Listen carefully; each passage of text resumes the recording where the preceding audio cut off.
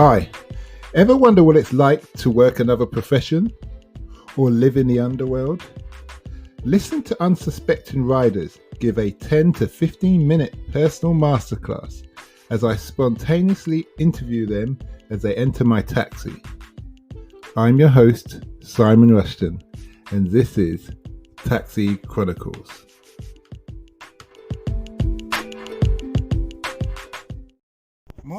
Morning. Yes, we're back with another episode, another rider, another story. Today we have a very interesting guy. He's very stylish. If you look at his boots, to his shoes, to his nails, to his whole setup, he could be in a American movie. His name is Redblack. Yes, I repeat, Redblack, and he's gone all out when it comes to the world of fashion and sculpture. So we're just going to delve into his mind, and hopefully people can check him out and maybe use his services or just take it from there. So nice to have you here today, Redblack. Hello. So tell us, Redblack, what were you like at school? What kind of child were you at school? Oh, school's a very complicated one. I actually missed out most of my schooling because when I was about 12, I had a very serious mental episode where I was suspected of psychosis and ended up being sectioned. So yeah, schooling was quite tricky. Okay. But from there, got very lucky and ended up in a Steiner school, which is specialised in kind of more creative educational theory, and that was what got me into making art, I guess. Okay, so it's your way of venting or expressing yourself, I should say, not venting. Yes. Okay. Expressing and venting, probably equal measure. Okay. So what kind of art do you do? What do you call it? I would say my sculptures used to... it's tricky. And it kind of relates back to what I was talking about before with being sectioned. Mm-hmm. My grandfather was a medicine man, or other terms which I'm not particularly so happy with, but you could call him a voodoo priest. Okay. Can I ask you, what's your culture background? I'm mixed race, but very, very mixed. But my grandfather was Jamaican Indian, and my mum obviously is, and then, but yeah, it's very, very tricky. My dad's French Italian, so it's quite mixed. Okay.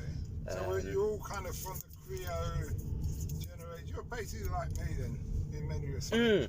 Yeah, no, I understand. We've got quite a bit in similar because my mum had mental health issues. She's still in section, my birth mum. It's actually the first time I've announced it on the podcast, and you're my 408th episode. So I must be getting a bit comfortable there in that respect. But yes, so can I ask you, what was it? Because obviously everybody goes through issues or have certain circumstances in life. How can people support somebody who's going through some mental health issue? That is very, very tricky. I think tricky is my favourite word today. I think it really depends on the person, because not even, there's multiple labels out there, and I don't particularly agree with labelling either, because that can be very detrimental to somebody's position within society, and equally for themselves as individuals. But help, to be honest with you, I don't really have much faith in the mental health system, because it completely let me down. So it's very difficult. What would you say where they let you down, where they could have improved? I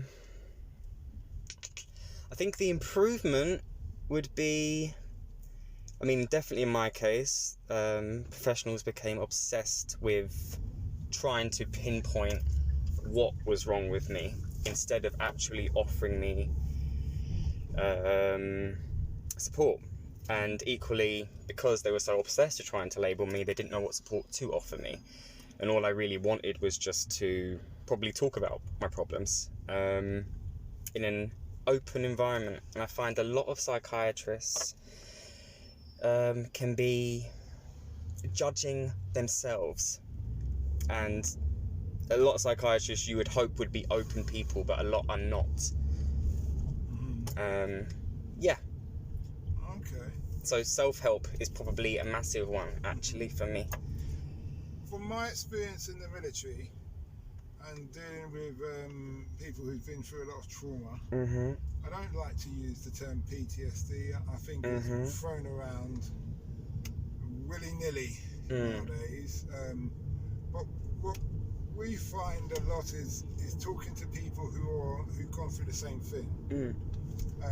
In that respect, and that has helps a lot. You know, you get through things and be able to kind of, you know, there's strength in numbers. You bond together. It's like fingers. You make a fist. You're very powerful. You open up. You're very vulnerable as fingers individually. And that's from what I've seen. That's very interesting. So you've worked directly with people with PTSD. Well, yeah, because obviously you go. My first combat situation was seeing someone's legs get blown off. Wow. So, you know, that's I always amazing. laugh about it. I mean, I'm not amazing, but It was quite funny the way everything happened. But that was one of the first situations, and that was like, I don't know, 5 meters from me, but there's just a ridge line that's protected me, or me and my team. The team got it, and that kind of thing.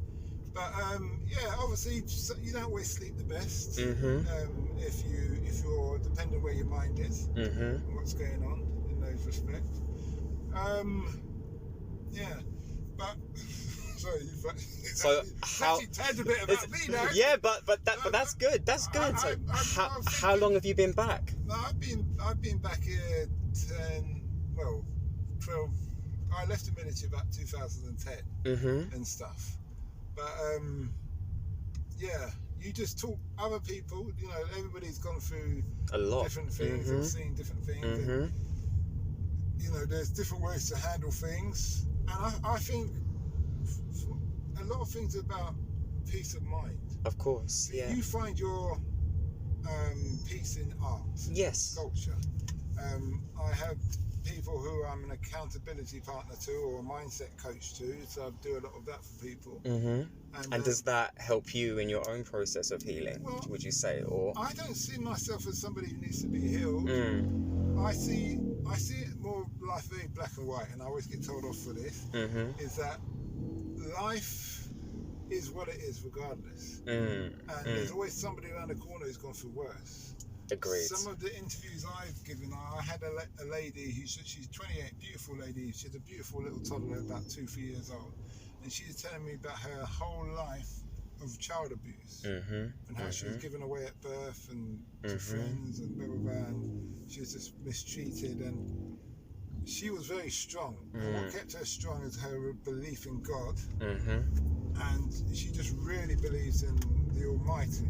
And but she says her thing was, and I remember she looked into my eyes and she said, God doesn't give you anything more than you can handle. So anything that she comes to her, she just allows it to make her stronger. So I look at that. If she can look at things like that, then you know there's hope for many people. Many people on the planet, but you just probably need the right people talking to you. Yes. And you probably need to feel comfortable about the right things and stuff. When you do your sculptures, what are you usually thinking about when you do your sculptures, your art? Is it paintings? Is it the sculptures? What is it exactly? I left the sculpture behind, but I was trying to work with kind of traditional West African shamanic or sacred object making, as well as kind of looking at Caribbean sacred objects. So that's kind of what I was trying to do. I was trying to make these things that had an energy about them. You know, something supernatural. The Caribbean ones are the West African anyway, because that's where we come from. Yes. It's like hate. But they have a hybrid to them because of the slave trade. So those things merged with Catholicism, and because of that, the objects themselves, like whilst they have the history, they have they appear differently, and that's interesting. Yeah, that's a very good point. What would you say you've learned about your whole life experience that you wish you knew when you had started that would have probably got you through life easier? Do you know what? I wouldn't choose it to be any different, and I wouldn't ask for life to be easier. I think, actually, thinking about our conversation, everybody has their problems to carry, their burdens to bear, and life's not meant to be easy. And I'm actually grateful for the journey that I have, because that makes everything that I do achieve more valuable to me as a result of the pain. Yeah. I hear. That makes sense. You've actually got, even though obviously as a host I'm not meant to be going quiet, but you got me thinking of things and stuff. Do you help other people? I do my best to be there for the people around me and the people that I collide with. I often happen to just kind of collide with people, and I do my best to support people equally as I would like to be treated. Is what I try to do, I think. Where can people find you if they want to see your artwork, your sculptures, on social media? Where can people find you? I have my Instagram account, which is Redblack Lawrence. Redblack's all one word. Do you want to spell it for them? Yep, it's REDBLACK, and then Lawrence, which is LAWRENCE. Okay, thanks. Okay. Can they do you sell your artwork, or is it just for show? Now that I've stopped the sculpture and I've moved into drawing that is taking on a kind of more sculptural element, yes, I would say that work is sellable, but the sculptures themselves are a bit gory. Gory. So. But you'd be surprised. There's a market for everything nowadays. Yes, very true. Very true. But I don't know if everyone wants to buy vomit. So. Okay. So I can say there's a market for used underwear. Yes. Okay. Fair enough. Point taken. So, yeah, I never knew this was around here. That's pretty. We just took a wrong turn. Yeah, took a wrong turning, but it's still good. Something like a period. Period drama. Yeah, that's really tucked away, isn't it? Yeah. Okay. So, what's the impact you want to have on the world?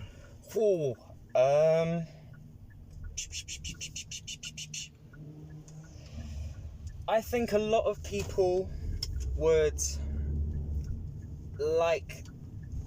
A lot of people in the art world would like to think, especially with artwork that is political, that political artwork can have a very, very potent and direct way of changing things in a kind of theoretical and cultural sense, but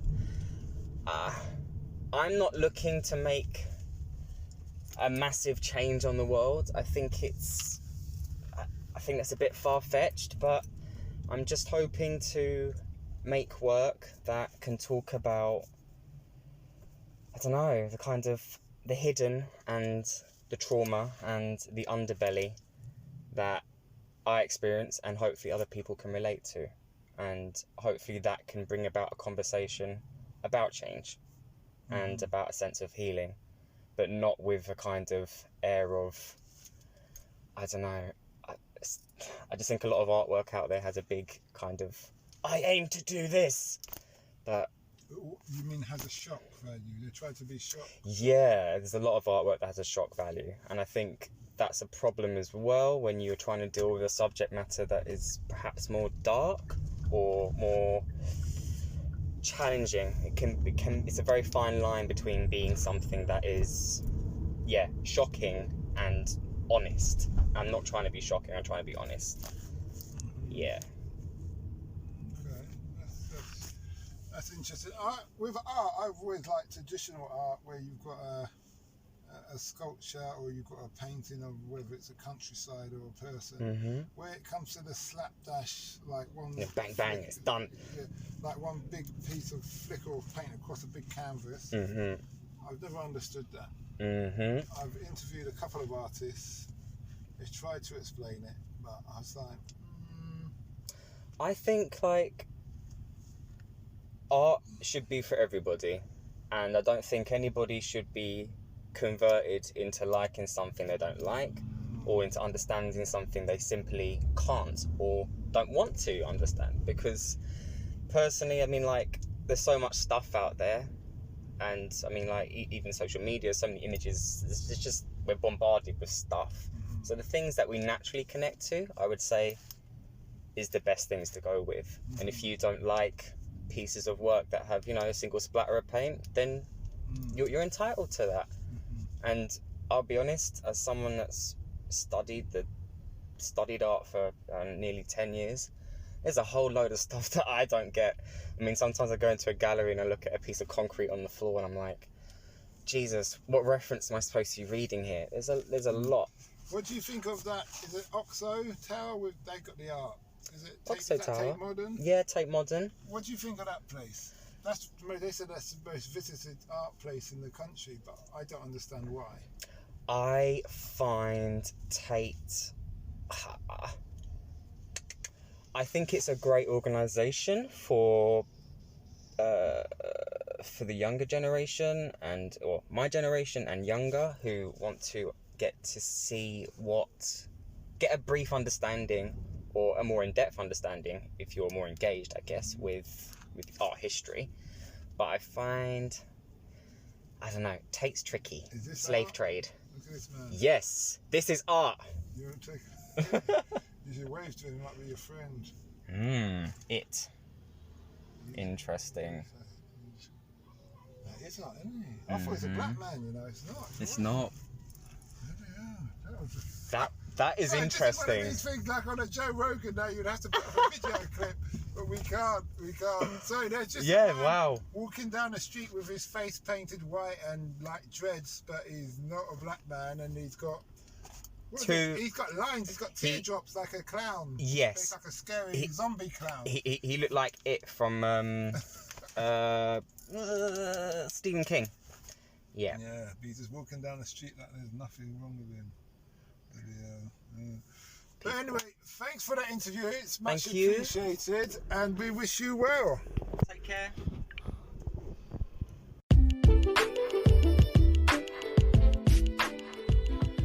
We hope you liked that interview.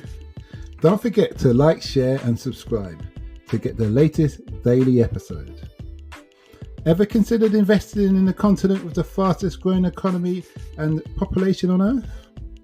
The same continent that holds 30% of the world's known natural resources? Then listen to our sister podcast, Africa Investor Stories, where you will hear real investors with real stories from around the world share their experience of investing in Africa. We post Monday and Thursday at 10 a.m.